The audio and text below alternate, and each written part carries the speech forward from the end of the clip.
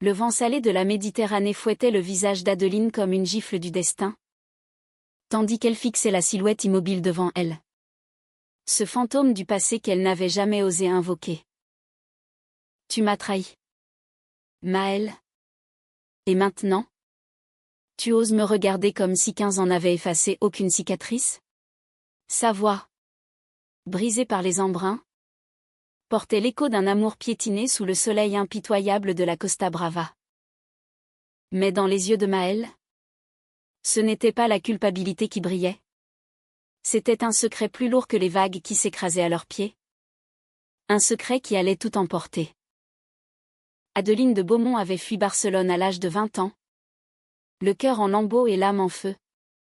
Chassée par une famille qui préférait l'honneur au battement sincère de son cœur. Les rues pavées de la Rambla, autrefois complice de ses promenades volées avec Maëlle, s'étaient muées en un labyrinthe de souvenirs empoisonnés. Elle se rappelait encore la nuit fatidique, dans l'appartement exigu du quartier gothique, où les murs suintaient d'humidité et de promesses chuchotées. Maëlle, avec ses cheveux noirs en bataille et son rire qui faisait danser les ombres, l'avait embrassée pour la première fois sous une pluie torrentielle qui tambourinait contre les volets. Je t'aime, Adeline. Plus que les étoiles ne jalonnent le ciel catalan, avait-elle murmuré, ses lèvres effleurant la peau salée de larmes de joie. Mais l'aube avait apporté la trahison. Le père d'Adeline, un armateur rigide aux moustaches taillées comme des épées, avait surpris leur étreinte. Les cris avaient déchiré l'air, plus aigus que le cri des mouettes au port. Sortez de ma maison. Abomination. Vous souillez notre nom, avait-il hurlé. Les veines saillantes sur son front buriné par les tempêtes de la mer. La mer, silhouette frêle enveloppée dans une robe de soie fanée, n'avait rien dit, son silence était une lame plus tranchante. Maëlle, pétrifiée, n'avait pas bougé. Ses yeux implorant un pardon qu'Adeline ne pouvait accorder. Au lieu de se battre à ses côtés, elle avait reculé, murmurant un « je suis désolée » qui s'était perdu dans le chaos. Adeline avait claqué la porte, son sac à dos bourré de vêtements froissés et de rêves brisés, et s'était engouffrée dans la nuit barcelonaise, jurant de ne plus jamais regarder en arrière. 15 ans plus tard, Adeline n'était plus cette jeune fille aux joues rosies par l'innocence. À Paris, elle avait bâti un empire. De simple assistante dans une galerie d'art du Marais, elle était devenue la reine des enchères internationales, une milliardaire aux commandes de Beaumont Auction, une maison qui vendait des monnaies pour des fortunes obscènes. Ses cheveux châtains, autrefois noués en queue de cheval négligée, cascadaient maintenant en ondulations sophistiquées sur ses épaules athlétiques, forgées par des matinées de yoga face à la Seine. Ses yeux verts, durs comme l'émeraude des bijoux qu'elle expertisait, cachaient une vulnérabilité qu'elle ne laissait entrevoir qu'aux nuits solitaires, quand le champagne ne suffisait plus à noyer les fantômes. Pourtant, le destin, ce farceur cruel à la manière des tragédies cornéliennes, l'avait ramenée en Espagne. Une vente aux enchères exceptionnelle, une collection privée de Picasso, exhumée des caves d'un manoir andalou, allait être mise au marteau à Barcelone. Adeline avait hésité, le cœur serré comme un accordéon mal accordé. Mais l'appel du devoir ou était ceux du passé l'avait emporté. Elle atterrit à El Prat sous un ciel d'azur impitoyable. Le soleil catalan la narguant comme un vieil amant jaloux. Son chauffeur, un Catalan taciturne nommé Jordi, la déposa devant l'hôtel majestique, où les lustres en cristal scintillaient comme des larmes figées. Ce soir-là, lors du vernissage au musée Picasso, Adeline se drapa dans une robe noire signée Chanel, cintrée pour souligner sa silhouette élancée, un collier de perles baroques cascadant sur sa clavicule. Elle circulait parmi les invités, un verre de cava à la main, échangeant des banalités sur les bleus cobalt du maître. Monsieur le directeur? Ce Guernica revisité est une révélation? Minaudait elle, son accent parisien effleurant les mots comme une caresse. Mais son regard balayait la salle, traquant un fantôme qu'elle niait chercher. Et puis, elle la vit. Maëlle. Debout près d'une toile aux contours anguleux, un verre de vin rouge à la main. Elle n'avait pas changé autant qu'Adeline l'avait imaginé. À 34 ans, ses cheveux noirs étaient coupés courts, soulignant la courbe délicate de sa nuque, et une cicatrice fine barrait sa joue gauche. Souvenir d'une chute de vélo ou d'une vie plus rude. Son corps menu, enveloppé d'un chemisier bleu marine emplé d'un pantalon en lin beige, exhalait une grâce bohème, celle d'une artiste qui avait préféré les pinceaux aux paillettes. Ses yeux bruns, profonds comme les fonds de la Méditerranée, croisèrent ceux d'Adeline un instant, et le monde s'arrêta. Adeline sentit son cœur marteler sa poitrine. Un tambour de guerre dans la cage thoracique. Elle posa son verre, les doigts tremblants, et s'approcha. Chaque pas un combat contre la marée des souvenirs. Maëlle, murmura-t-elle, la voix rauque comme le sirocco. L'autre femme se tourna lentement, son visage pâle sous le halo des spots. Adeline. Mon Dieu. C'est vraiment toi? Sa voix, avec cet accent catalan chantant, était un écho du passé, doux et traître. Elles parlèrent peu ce soir-là. Des phrases polies sur les tableaux. Les enchères. La vie. Mais sous les mots, bouillonnait un océan de non-dits. Adeline apprit que Maëlle était conservatrice au musée. Une vie modeste dédiée à l'art. Sans mari ni enfant pour compliquer le tableau. Et toi? La grande dame de Paris? Dit Maëlle avec un sourire teinté d'amertume. Tu as conquis le monde. N'est-ce pas? Adeline rit. Un son cristallin et faux. Le monde est un enchanteur cruel. Maëlle. Il donne avec une main et reprend avec l'autre. La nuit suivante, Adeline ne dormit pas. Allongée dans sa suite au drap de lin impeccable, elle revivait les scènes, les baisers volés dans les ruelles de Gracia, les promenades main dans la main le long de la plage de la Barceloneta, les promesses susurrées sous les platanes du parc de la Ciutadella. Maëlle avait été son premier amour, son unique vérité dans un monde qui dictait les règles de l'amour comme un inquisiteur. Pourquoi n'avait-elle pas lutté? Pourquoi ce silence assourdissant quand le père d'Adeline l'avait chassée? Le lendemain, poussée par une impulsion qu'elle ne s'expliquait pas, Adeline appela Maëlle. Rencontrons-nous. Pas au musée. Pas parmi les ombres d'étoiles. Sur la plage.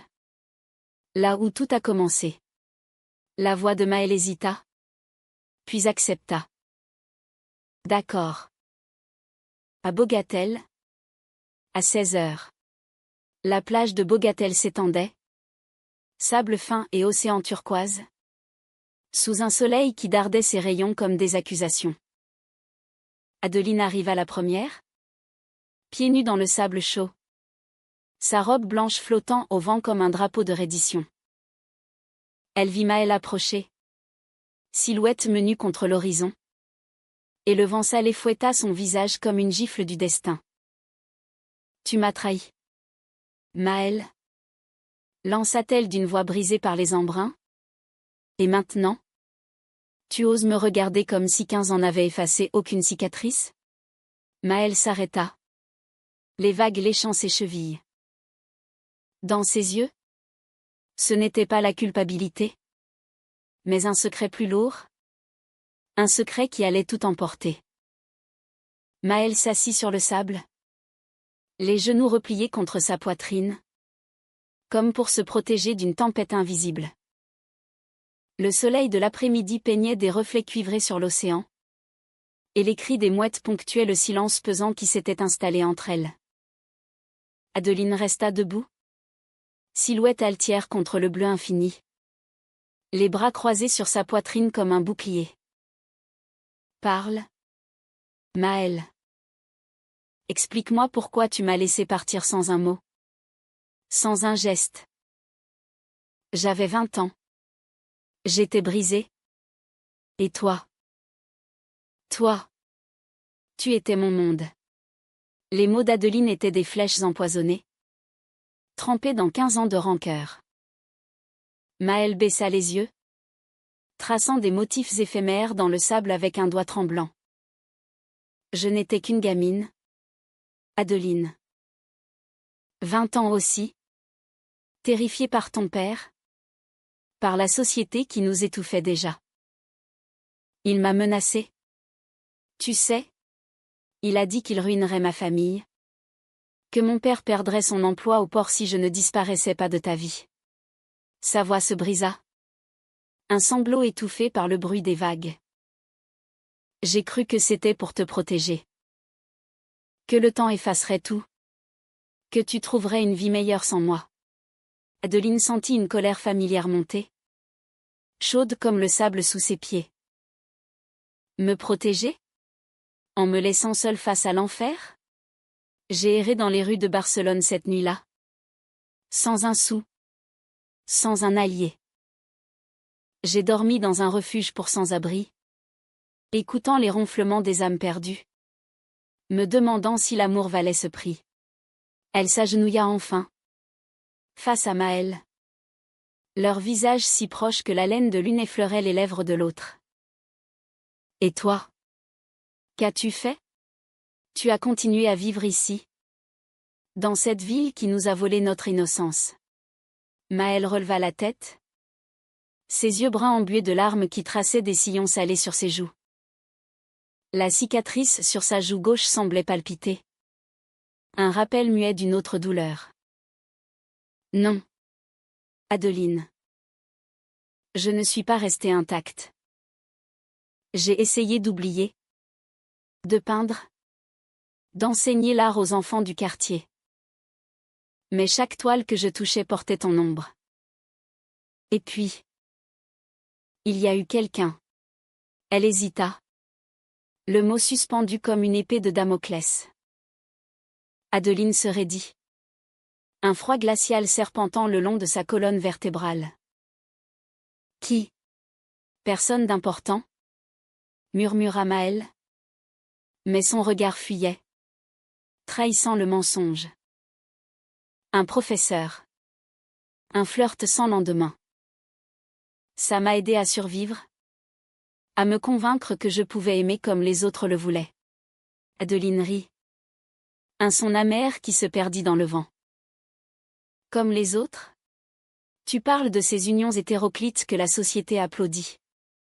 Ces masques que nous portions toutes les deux? Moi. À Paris.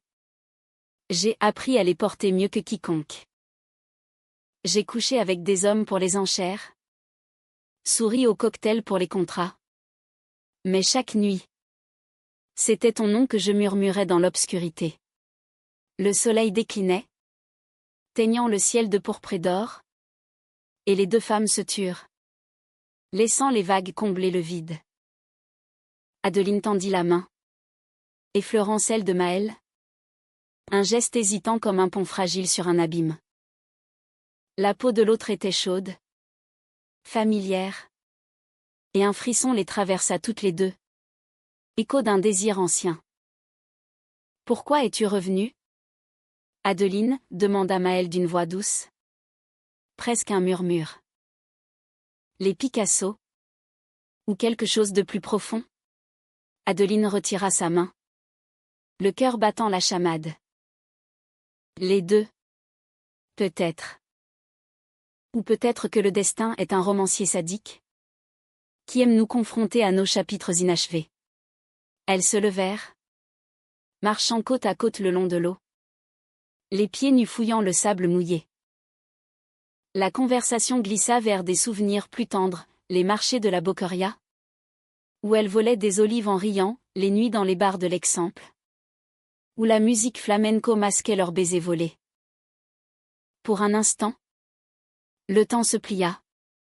Et elles étaient à nouveau ces jeunes amantes insouciantes, défiant le monde avec une audace juvénile. Mais la réalité reprit ses droits quand elles atteignirent un banc de bois usé par les embruns, face à la mer. Maëlle s'assit, l'air soudain grave. Il y a quelque chose que tu dois savoir, Adeline. Quelque chose que j'ai gardé pour moi toutes ces années. Adeline s'arrêta. Le souffle court. Quoi? Parle. Maëlle prit une profonde inspiration. Comme si l'air marin pouvait lui donner du courage. Ton père. Il n'est pas mort comme tu le crois. L'accident de bateau. C'était une mise en scène. Il vit encore. Caché en Andalousie. Avec une nouvelle identité. Le monde d'Adeline vacilla. Elle avait appris la nouvelle de la mort de son père 5 ans après son départ.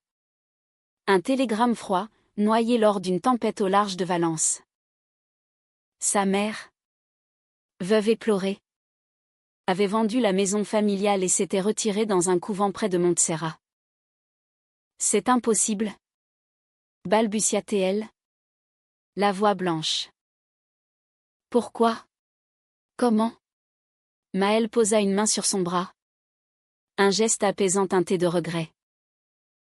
Il avait peur de toi. De ce que tu représentais. Il a falsifié sa mort pour échapper aux dettes. Au scandale. Et moi? J'ai su. Parce qu'il m'a contacté il y a 10 ans. Pour me supplier de ne rien dire. La trahison frappa Adeline comme une lame. Pas seulement celle du père. Mais celle de Maëlle. Qui avait porté ce secret comme un fardeau complice. Tu savais? Et tu m'as laissé pleurer un fantôme? Sa voix monta. Un cri étouffé par la brise. Maëlle se leva. Les larmes coulant librement maintenant. Je voulais te le dire. 100 fois. Mais tu étais parti. Intouchable. Une étoile à Paris. Et puis. La vie m'a rattrapée. J'ai une fille. Adeline. Elle s'appelle Luna. Elle a 8 ans. Et son père. Adeline recula. Comme brûlée. Une fille. Maëlle. Mère? L'image se fracassa dans son esprit. Un tableau brisé en 1000 éclats. Son père, répéta-t-elle. La gorge nouée. Maëlle hocha la tête. Le regard fuyant vers l'horizon. C'était une erreur. Une nuit après trop de vin. Mais Luna. Elle est tout pour moi. Et maintenant? Avec ton retour? Tout risque de s'effondrer. Le soleil se coucha enfin. Plongeant la plage dans une pénombre veloutée. Et Adeline s'enfuit. Laissant Maëlle seule avec les vagues qui emportaient ses confessions inachevées. Les jours suivants furent un tourbillon pour Adeline. Les enchères se déroulèrent dans un brouillard, les Picasso partirent pour des millions. Mais elle n'enregistrait rien. Son esprit hanté par les révélations. Elle erra dans Barcelone comme un spectre. Revisitant les lieux maudits, la Sagrada Familia, dont les tours torsadées semblaient moquer sa tourmente intérieure, le quartier gothique, où chaque ruelle susurrait des échos d'amour perdu. Elle appela son assistante à Paris. Voix ferme malgré le chaos, annulez mes rendez-vous. Je reste ici une semaine de plus. Puis, dans l'intimité de sa suite, elle pleura. Des larmes chaudes qui lavaient les années de carapace. Une nuit. Incapable de dormir, elle composa le numéro de Maëlle, trouvé sur une carte de visite du musée. Viens me voir. Demain matin. Au café de la Rambla où nous allions autrefois. Maëlle accepta. La voix tremblante. Le lendemain, sous les platanes centenaires, elles se retrouvèrent autour d'un café noir et d'une ensaïmada sucrée. Maëlle arrivait avec des cernes profonds, son chemisier froissé comme si elle avait veillé. Luna est avec sa nourrice aujourd'hui, expliqua-t-elle. Je ne voulais pas l'impliquer. Adeline observa Maëlle, cherchant les traces de cette maternité qu'elle peinait à concilier avec la rebelle de jadis. Parle-moi d'elle. De cette vie que tu as construite sans moi. Maëlle sourit faiblement. Un éclat de tendresse illuminant son visage fatigué.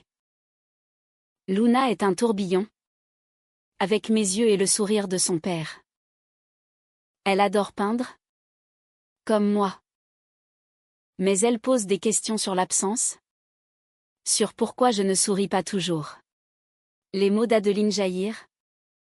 Imprégnés d'une jalousie qu'elle ne contrôlait pas. Et moi? Dans tout ça? Où étais-je? Un chapitre rayé d'un livre que tu as refermé trop vite? La conversation dérapa vers l'accusation. Maëlle se défendit. La voix montant comme une marée, j'ai essayé de te contacter. Adeline. Des lettres à Paris? Des appels anonymes. Mais tu étais devenue inaccessible. Une déesse olympienne. Adeline secoua la tête. Les larmes perlant. Non. J'étais juste une femme blessée. Qui apprenait à survivre seule. Elles se turent. Le bruit des passants et des vendeurs de castagnettes comblant le vide. Puis, dans un geste impulsif, Adeline prit la main de Maëlle sur la table, sentant la chaleur familière irradier. Et si nous recommençons? Pas comme avant, mais avec vérité. Mais le destin, ce peintre cruel, avait d'autres coups de pinceau en réserve. Ce soir-là, alors qu'Adeline rentrait à l'hôtel, un appel anonyme brisa le silence de sa chambre. Une voix rauque, masculine, avec l'accent andalou, Mademoiselle de Beaumont? Votre père veut vous voir. Demain. À Séville. Venez seul? Ou le secret de Maëlle mourra avec lui? Adeline raccrocha. Le cœur en vrac, réalisant que les ombres du passé n'avaient pas fini de danser. Le train pour Séville filait à travers les paysages arides de l'Andalousie. Un ruban d'argent serpentant entre oliveraies centenaires et collines ocres. Adeline, assise dans un compartiment first class, fixait la vitre sans la voir. Son reflet pâle superposé au champ défilant comme un fantôme en surimpression. Elle avait laissé un mot à Maëlle, je pars régler un compte. Ne me cherche pas. Mais au fond d'elle, une voix murmurait que ce voyage était une descente aux enfers. Un pèlerinage vers l'homme qui l'avait forgé dans la douleur. Séville l'accueillit sous un soleil de plomb. L'air chargé d'odeurs de jasmin et de flamenco lointain. Le rendez-vous était fixé dans un patio caché du quartier de Santa Cruz. Un labyrinthe de ruelles blanches et de bougainvilliers écarlates. Adeline s'y rendit à pied. Sa robe lin crème collant à sa peau moite. Un chapeau de paille protégeant son visage des regards curieux. Le patio était un havre ombragé. Avec une fontaine murmurante et des azulégeaux bleus ornant les murs. Assis sur un banc de pierre, un homme d'une soixantaine d'années l'attendait. Silhouette voûtée enveloppée d'un gilet usé. Moustache grisonnante taillée avec soin. Père, dit Adeline d'une voix neutre, s'arrêtant à distance respectable. L'homme leva les yeux. Des yeux verts identiques aux siens, mais ternis par les ans et les regrets. Adeline. Tu es devenue une vision. Sa voix était un gravellement salé. Écho des mers qu'il avait naviguées. Il ne se leva pas. Comme cloué par le poids de ses péchés. Assieds-toi. Nous avons beaucoup à nous dire. Ils parlèrent pendant des heures. Le soleil migrandait en ouest, projetant des ombres dansantes sur le sol carrelé.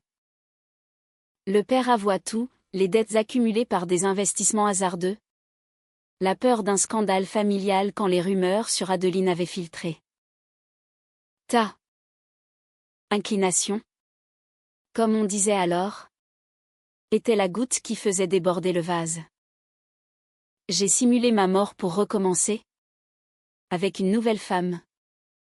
Une vie anonyme comme gardien de finca. Adeline écouta. Le cœur un point serré. Et moi?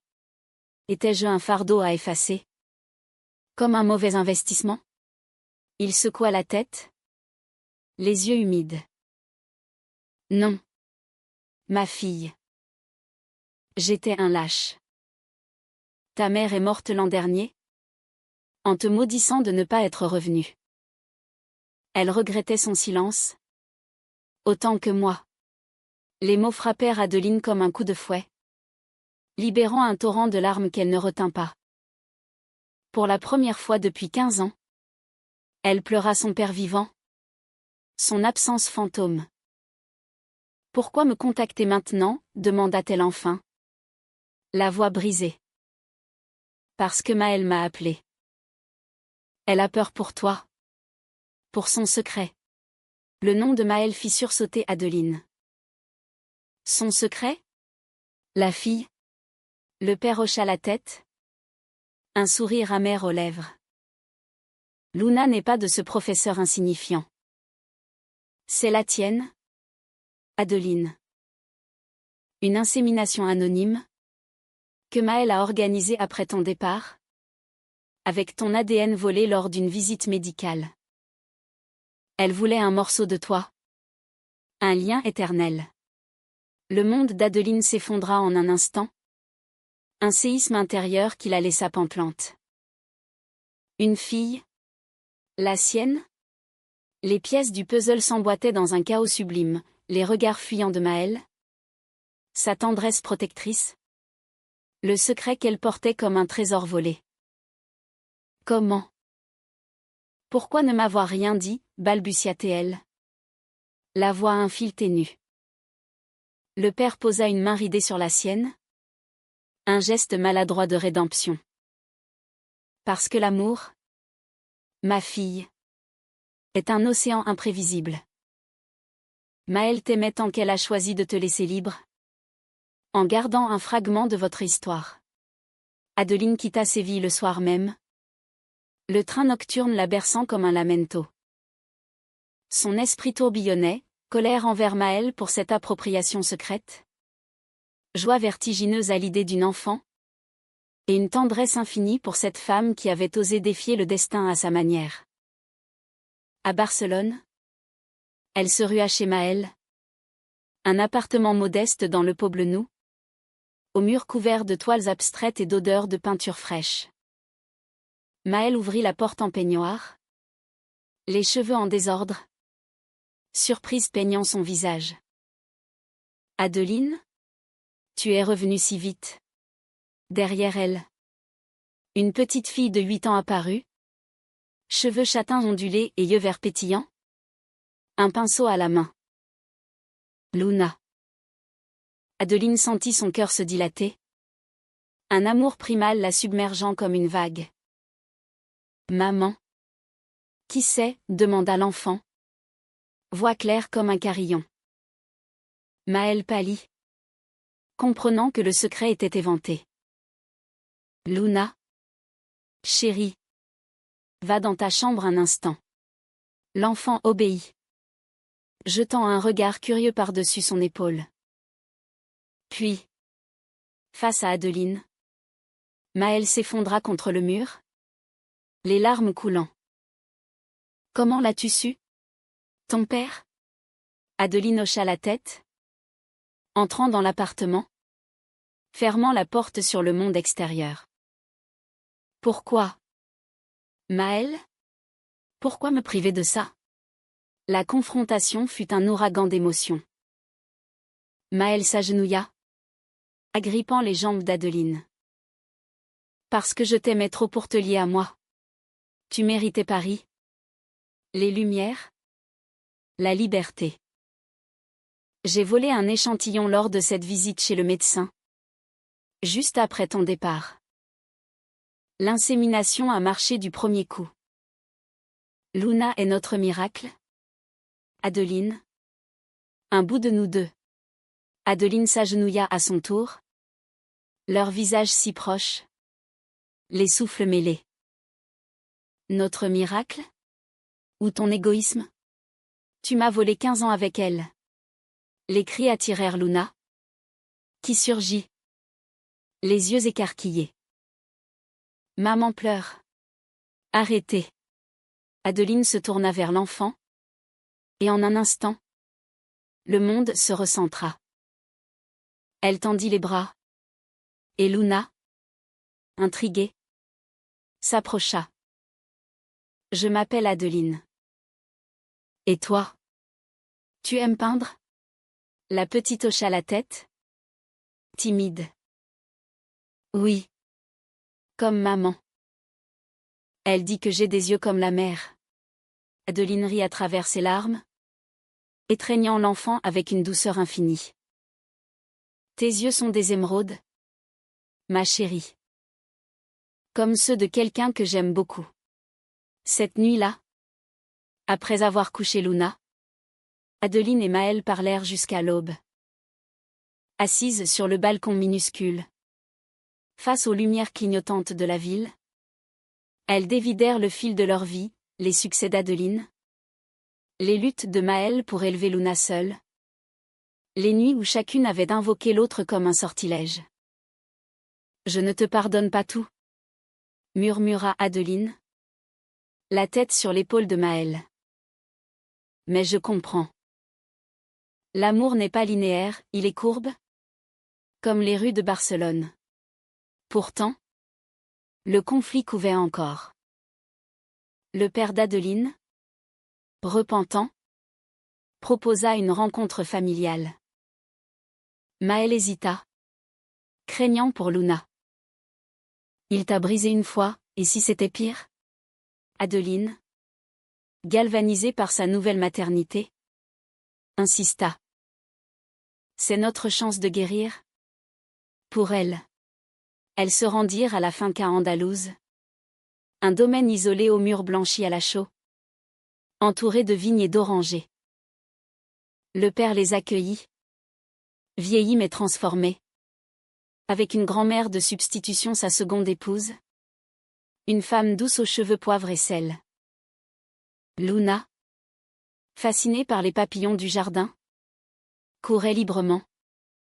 Tandis qu'Adeline et son père marchaient sous les arcades. Je vends l'Empire. Ou une partie. Confia-t-elle. Pour être ici. Avec elle. Il hocha la tête. Ému. Tu es plus forte que je ne l'ai jamais été. Mais au dîner, sous les guirlandes de lumière, la tension éclata. Maëlle, encore blessée par le passé, accusa le père, vous nous avez séparés. Regardez ce que vous avez perdu. Il baissa la tête, murmurant des excuses qui sonnaient vraies. Le chaos survint quand un orage éclata, tonnerre grondant comme la colère divine. Luna, effrayée, se blottit contre Adeline, qui la serra fort. Maëlle, voyant ce lien naissant, sentit la jalousie la piquer non pour l'amour, mais pour la peur de perdre sa place. Et si tu repars à Paris? Laisse-nous tranquilles, cria-t-elle dans la cuisine, alors qu'Adeline lavait la vaisselle. Adeline se tourna, les yeux flamboyants. Je reste. Maëlle.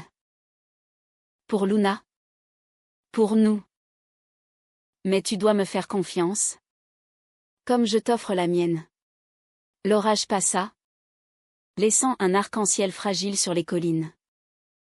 Elles s'embrassèrent ce soir-là. Un baiser lent et profond. Chargé de 15 ans d'attente. Sous les étoiles andalouses. Mais le vrai test attendait, le retour à Barcelone. Où le passé menaçait encore. De retour à Barcelone, la vie s'organisa en un rythme précaire. Un tango hésitant entre passé et avenir. Adeline transforma une partie de son hôtel en bureau temporaire, supervisant la vente de ses actions parisiennes par visioconférence. Elle passait ses après-midi avec Luna, apprenant à tresser ses cheveux châtains ou à mélanger des couleurs sur des toiles vierges. « Regarde, maman. Adeline a fait un soleil qui pleure ?» s'exclamait l'enfant. Et Maëlle, observant depuis le seuil, sentait son cœur se gonfler d'une joie mêlée de crainte. Les soirs appartenaient à elles deux. Dans l'appartement du Poblenou, aux murs imprégnés d'odeurs de safran et de lavande, Adeline et Maëlle redécouvraient leur corps comme des exploratrices sur une carte ancienne. Les caresses étaient timides d'abord, effleurant cicatrices et courbes avec une révérence presque sacrée. « Tu es plus belle qu'hier » murmurait Adeline, ses lèvres traçant la ligne de la cicatrice sur la joue de Maëlle. Celle-ci, les yeux clos, répondait d'un soupir, « Et toi ? Tu es le feu que j'ai cru éteint. » Leurs amours étaient un poème charnel, lent et profond, où chaque gémissement était une strophe de pardon. Pourtant, les ombres persistaient. Le père d'Adeline, désormais réapparu sous son vrai nom, tentait de se racheter en offrant une maison familiale à Sitges, une villa au bord de la mer avec un atelier pour Maëlle et une chambre pour Luna. « C'est pour réparer ?» dit-il lors d'un déjeuner tendu sur la terrasse, face à la Méditerranée scintillante. Maëlle accepta du bout des lèvres, mais Adeline voyait la méfiance dans ses yeux. Il pourrait tout reprendre. Un jour, le conflit culmina lors d'une exposition au musée, où Maëlle présentait une série de toiles inspirées de leur histoire, des silhouettes enlacées sous des cieux tourmentés, des vagues dévorant des cœurs. Adeline, invitée d'honneur, prononça un discours émouvant sur l'art comme acte de résistance. L'amour, mesdames et messieurs, n'est pas une enchère, il est un don gratuit. Défiant les conventions comme Picasso défiait la perspective. Les applaudissements crépitèrent. Mais dans la foule, un journaliste, flairant le scandale, posa la question fatidique, « Mademoiselle de Beaumont ?»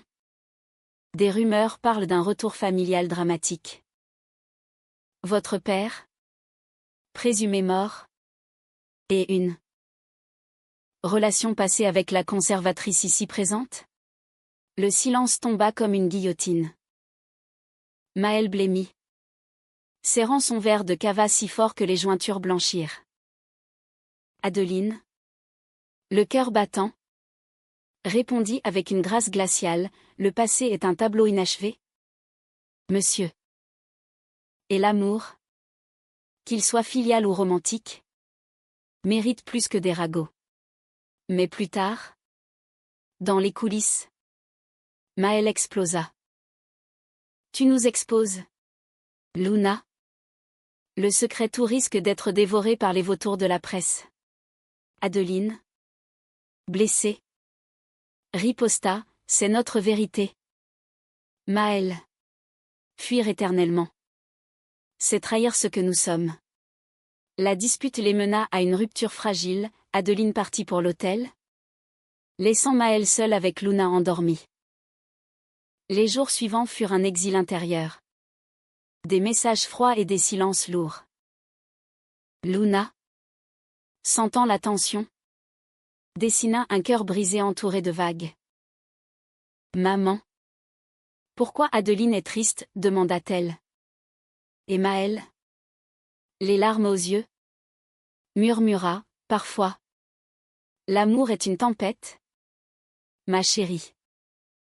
Mais les tempêtes passent. » C'est Luna qui opéra la réconciliation. Un matin, elle traîna Adeline par la main jusqu'à l'appartement. « Dessine avec nous. Maman dit que tu es magique. » Adeline entra, trouva Maëlle en train de préparer un paella. L'air épuisé mais vulnérable. Elles peignirent ensemble. Les trois. Des couleurs vives sur une grande toile, un soleil riant. Des vagues dansantes. Deux silhouettes enlacées avec une petite au centre. C'est nous, dit Luna fièrement. Maëlle croisa le regard d'Adeline. Et le pardon coula comme une aurore. Le père arriva ce soir-là. Non pour imposer, mais pour offrir une lettre de la mère. Lue à voix haute dans le salon éclairé de bougies. Ma fille chérie. Pardonne mon silence. L'amour vrai est un flambeau, ne le laisse pas s'éteindre. Les larmes coulèrent. Collectives. Cathartiques. Adeline serra Maëlle contre elle. Luna entre elles comme un pont vivant.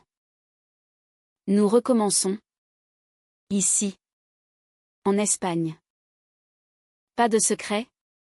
Plus de fuite. Les mois suivants furent une renaissance. Adeline fonda une fondation pour l'art LGBT en Catalogne. Sponsorisée par ses enchères. Un acte humanitaire qui guérit les blessures collectives. Maëlle exposa leur histoire en toile voilée. Anonyme mais poignante. Luna grandit entre deux mères. Apprenant l'amour sans chaîne. Le père. Redevenu armateur modeste.